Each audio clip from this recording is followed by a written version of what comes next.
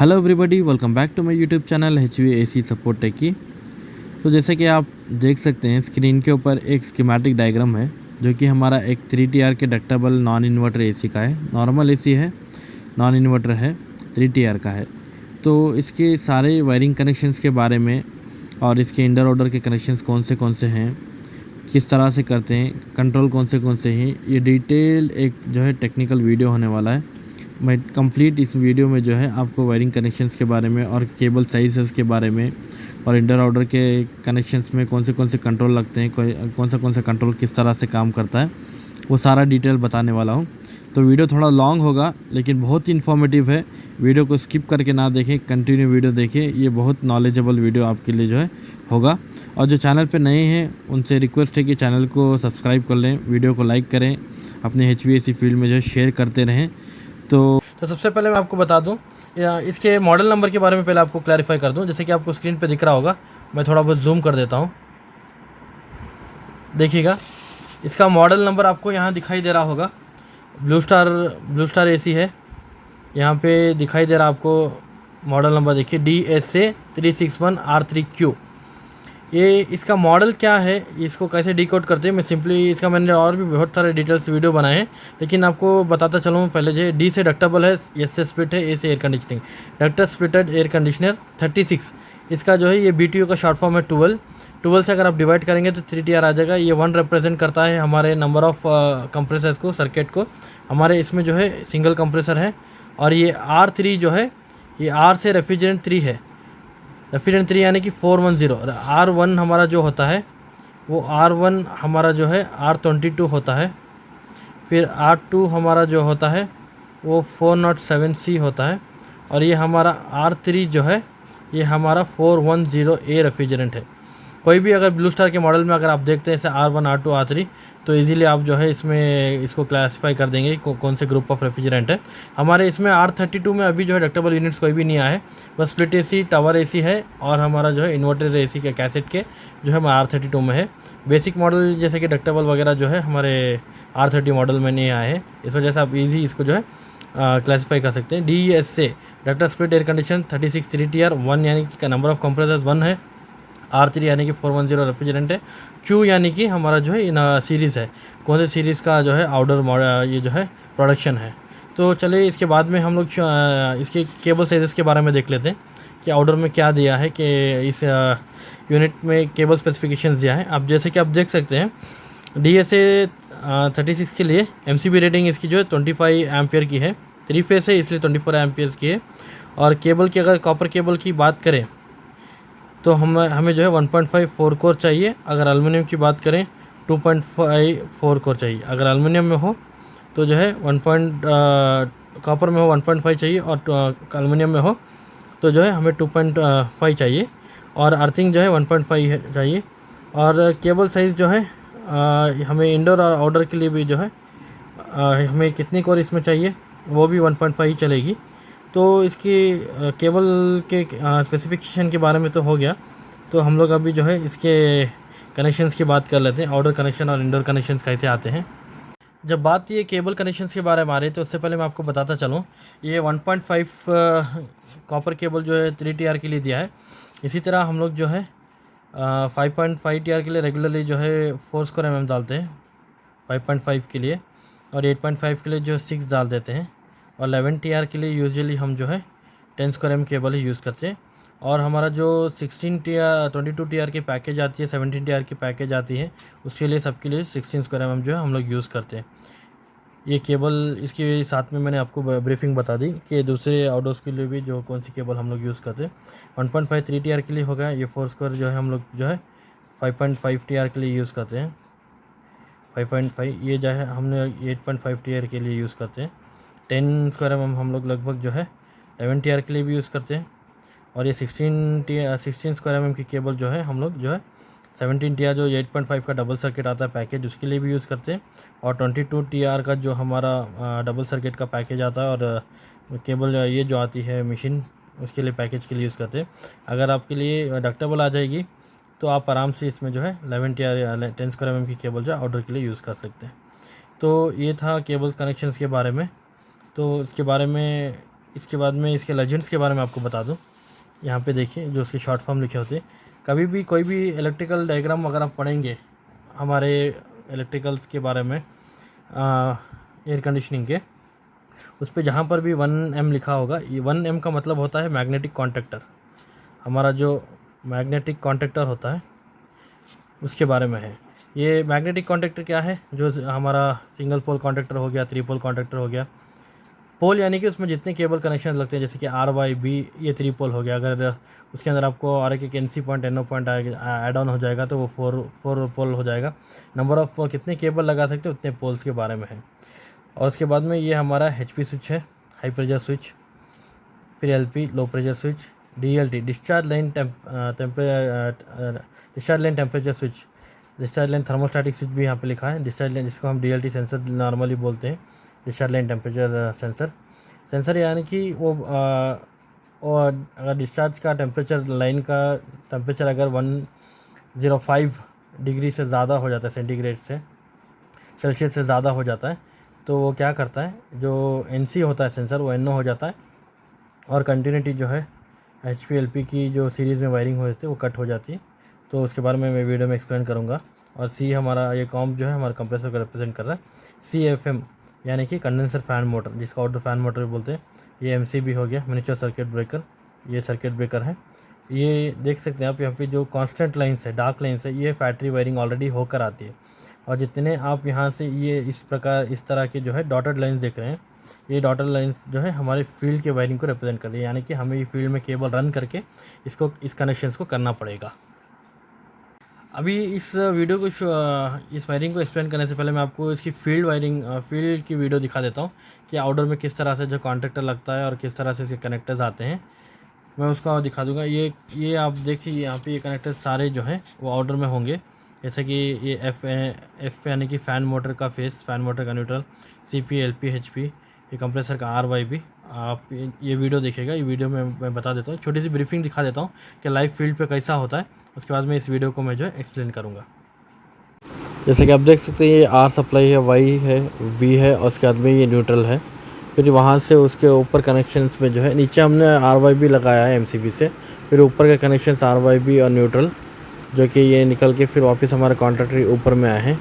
ये RYB है। फिर वहाँ से अगर कॉन्टैक्टर एंगेज होगा तो नीचे RYB सिर्फ 3 फेस हमारे ये रोटरी कंप्रेसर, 3 फेस का जो रोटरी कंप्रेसर उससे जाएंगे। फिर उसके बाद में ये रहा फ़ैन का न्यूट्रल, फ़ैन का फेस है, फिर ये फ़ैन का न्यूट्रल है और ये CP है यानी कि कंट्रोल पावर जो कॉन्टैक्टर को एंगेज करेगा। ये LP HP का सीरीज़ है। ये LP HP को सीरीज़ होने के लिए क्या होगा, कॉन्टैक्टर से जो हमारा रेड फेस आएगा वहाँ से सीधा जो है LP के लिए जाएगा, LP से सिर्फ वहाँ से HP के लिए आएगा। ये R फेस, वही ये R फेस है कॉन्टैक्टर के सप्लाई साइड से। LP HP को सीरीज़ होगी, फिर यही जो है LP HP का कमांड जो इंडोर को जाएगा। जब LP HP ट्रिप होगा तो वो LP HP का एरर दिखाएगा इंडोर में। तो आपने उस वीडियो में देखा कि किस तरह से जो है आउटडोर के कनेक्शंस लगते हैं, आउटडोर के अंदर किस किस तरह के कनेक्शंस होते हैं, फिजिकली कैसे होते हैं। तो अभी मैं आपको जो है इस स्कीमेटिक डायग्राम के थ्रू जो है आपको समझाने की कोशिश करूँगा। ये वीडियो बहुत इन्फॉर्मेटिव है, प्लीज़ कंसंट्रेशन के साथ कंप्लीट वीडियो देखिए। तो देखिए सबसे पहले MCB से स्टार्ट करते हैं। ये हमारा जो है MCB है, ये 25 एम्स का जो है 4 पोल का MCB है। ये ब्रेकर मिनिएचर सर्किट ब्रेकर है। तो यहाँ से जो है फर्स्ट हमें जो है RYB न्यूट्रल, ये 4 कोर केबल जो है मेन पावर सप्लाई की आउटडोर में लग जाएगी। आप यहाँ देख सकते हैं ये 4 कोर केबल जो है, जैसे हमारी जो है RYB सीधे क्या होगी, हमारे कॉन्ट्रैक्टर के इन में जाएगी। ये 1M का मतलब मैंने आपको बताया था कि कॉन्ट्रैक्टर होता है मैग्नेटिक कॉन्ट्रैक्टर।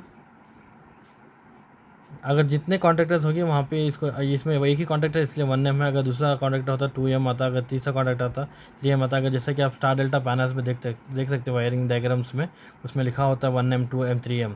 तो इसका ये 1M है, ये इसका कॉन्ट्रैक्टर है। ये कॉन्ट्रैक्टर में जो RYB इन हो जाती है, फिर उसके बाद में इसका RYB आउट जो है यहाँ पे ऊपर जो है ये सप्लाई साइड है और ये लोड साइड है। ये 3 फेस जो है हमारे कॉन्ट्रैक्टर कंप्रेसर को चला जाता है। वहाँ से ग्राउंडिंग हुई रहती है, ग्रीन कलर को मैंने जो है ग्राउंडिंग के साथ में इंडिकेट किया है। तो इस कॉन्ट्रैक्टर को चालू करने के लिए ये पावर जो है हमें न्यूट्रल ऑलरेडी जो है कॉन्ट्रैक्टर को जो है कनेक्ट हुआ रहता है। 1M कंसीडर कर ले आप, A2 कंसीडर करिए या A1, वो दोनों भी कॉइल साइड ही होते हैं, आप चाहे जहाँ पर भी लगा सकते हैं।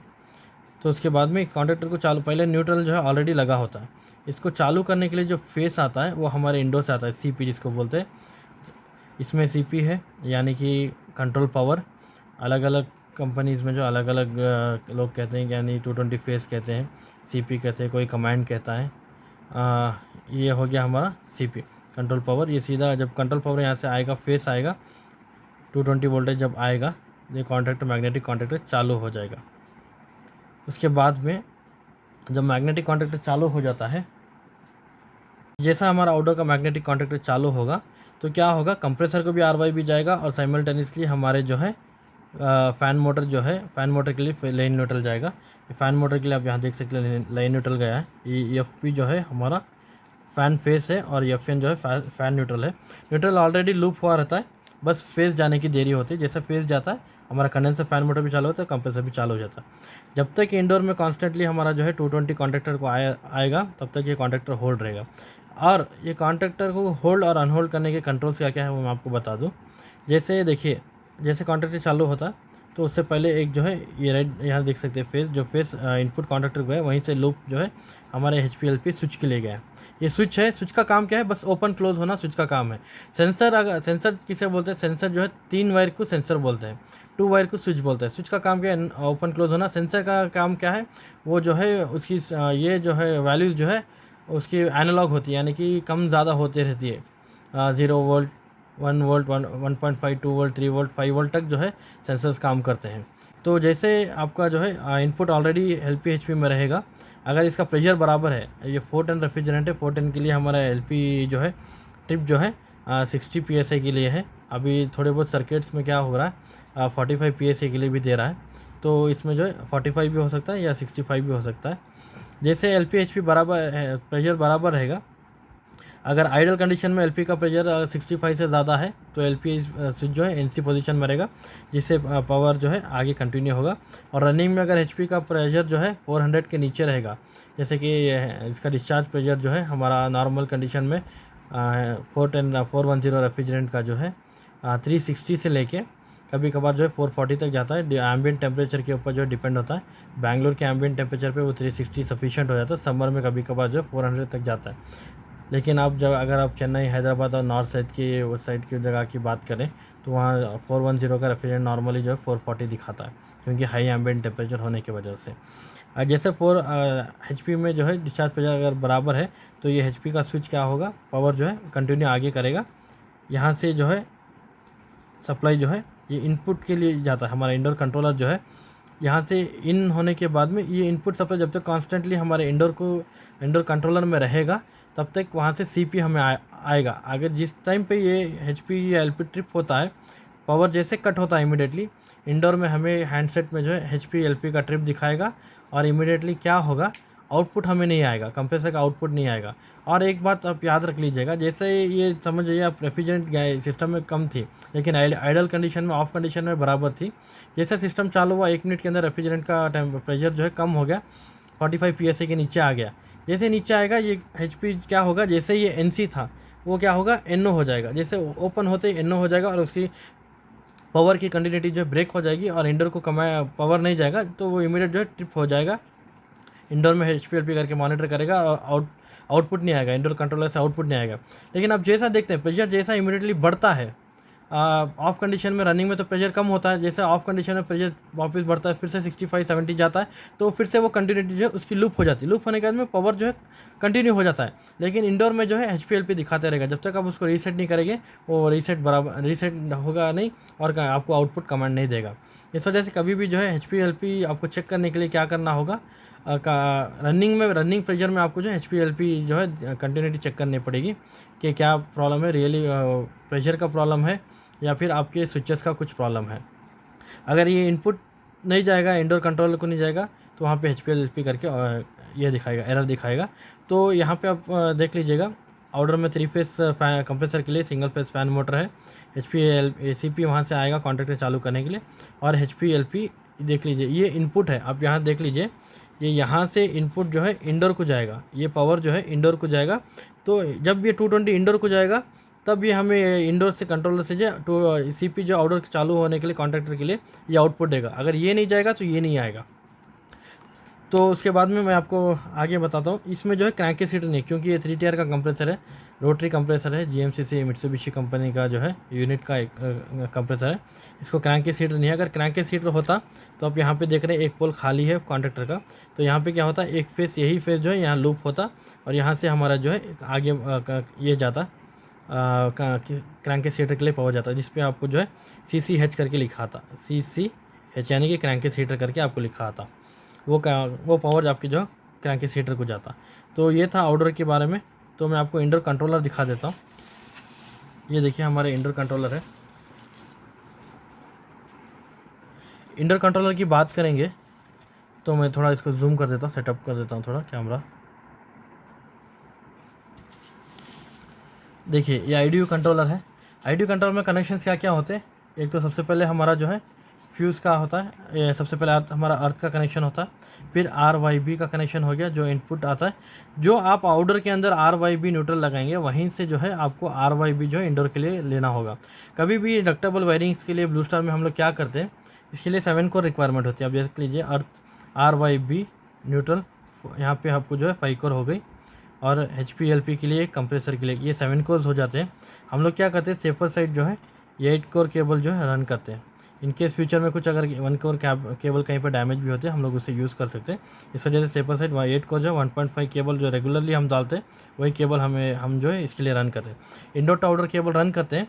जैसे हम लोग देखिए, आप यहाँ देख सकते हैं इस वायरिंग में, देखिए ये SMCB में कनेक्शन में देखिए, जहाँ से आउटडोर के लिए पावर गया वहीं से लूप जो है ये इंडोर के लिए भी आया है। आप देख सकते हैं डॉटेड मैंने जैसे बताया ये फील्ड वायरिंग है, हमें केबल रन करना पड़ता है।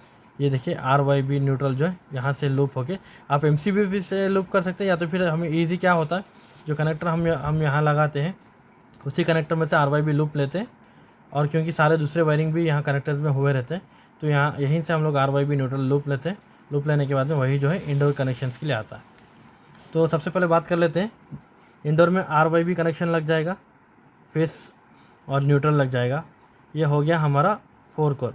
जैसे आप रिमोट कंट्रोलर, ये हैंडसेट है इसका, जैसे आप हैंडसेट को ऑन करते हैं तो ये क्या करेगा, 3 मिनट्स का टाइम डिले लेगा।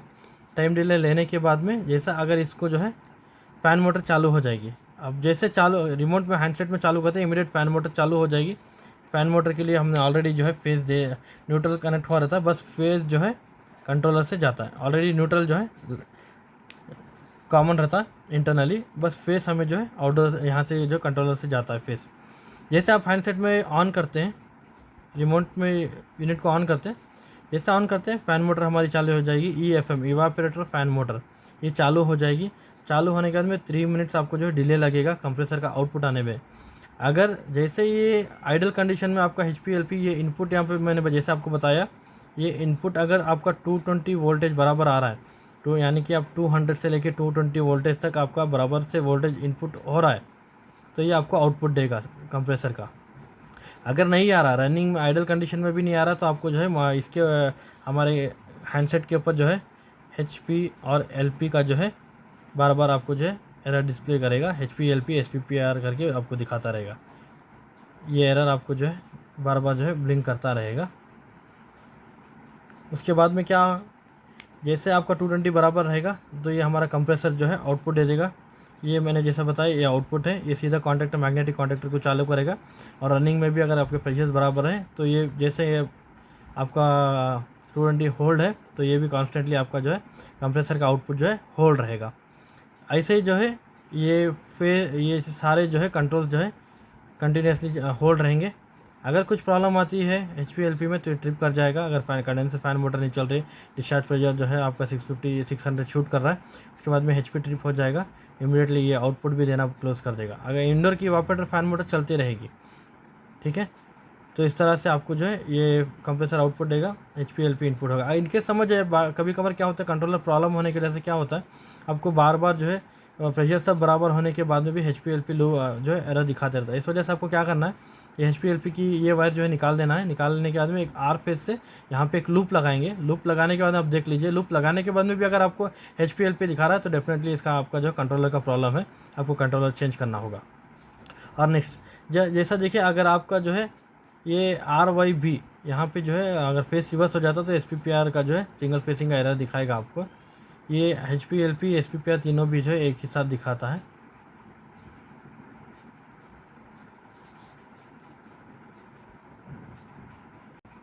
सॉरी, मैं इसमें एक जो है गलत एरर बोल दिया कि जब आपका HPLP ट्रिप होता है तो आपको HPLP और CF दिखाता है।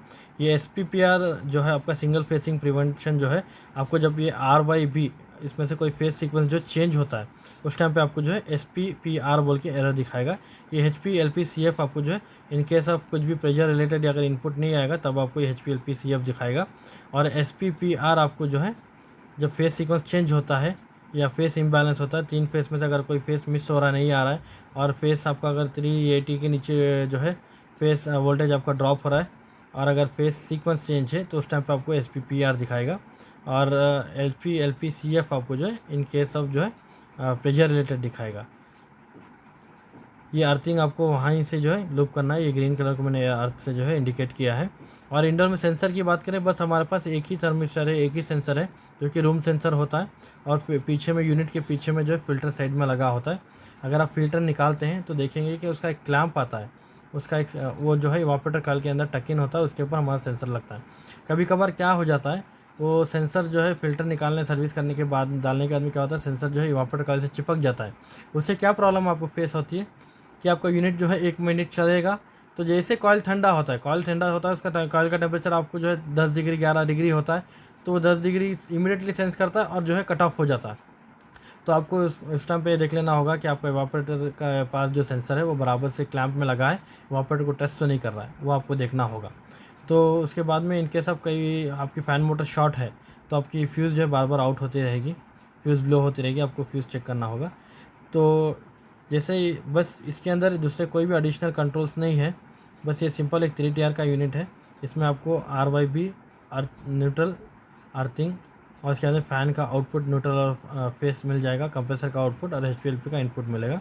ये आपके 7 कोर्स हो गए, टोटल 8 कोर्स की केबल हम लोग रन करते हैं। तो ये पेंडेंट का मतलब हैंडसेट है, जो हमारा हैंडसेट आता है जिसको कॉर्डेड रिमोट भी बोलते हैं, वो है। तो ये था एक ओवरऑल जो है मैंने डिटेल वीडियो आपको जो है एक्सप्लेन किया है कि वायरिंग कनेक्शन के बारे में, कैसे वायरिंग कनेक्शंस होते हैं इसके और क्या क्या कंट्रोल्स होते हैं।